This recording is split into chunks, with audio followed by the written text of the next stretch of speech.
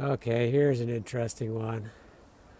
And I might be a little embarrassed to show you this, but sometimes you have to do what you have to do. Okay, so here's a hole in the door. And it was all caused because originally, you see the overhang there? It was only like 10 inches. We since have brought it out another 18 inches, so now we have a nice overhang.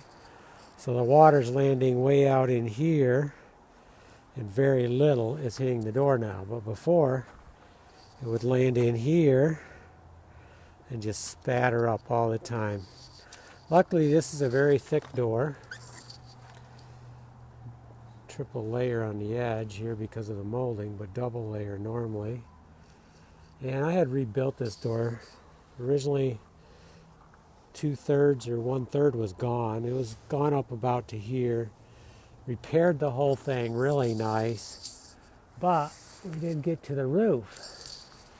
And what happened was over the next 3 or 4 years, it just ate right into it. It must have got behind there and went right to town. So this year I've dug it out best I could, get all the dirt or old rotted stuff out. It only went through, luckily, it went through the molding layer and this layer here, but did not get into the back layer, thankfully. And it didn't even go to the bottom, which is kind of surprising. Luckily, it was really good wood, and that's why it didn't. And it probably just drained through at that point. So what I did is I primed it. I was debating on whether to rip this whole board off and really do it up, the way I probably should, but we're looking at November, I think 11th or 12th, no, 14th today. So we're running out of time, and honestly, I just want to get this fixed.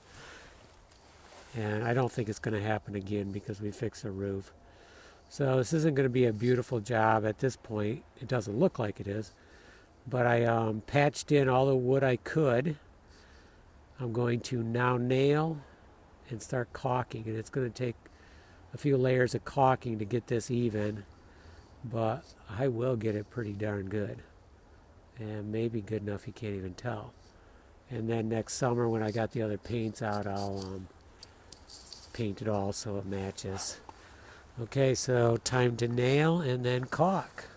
And we're going to keep this little bib here until all the caulking is dry and everything, in case it rains. I don't want anything getting out of it, but probably after today I can take that off too.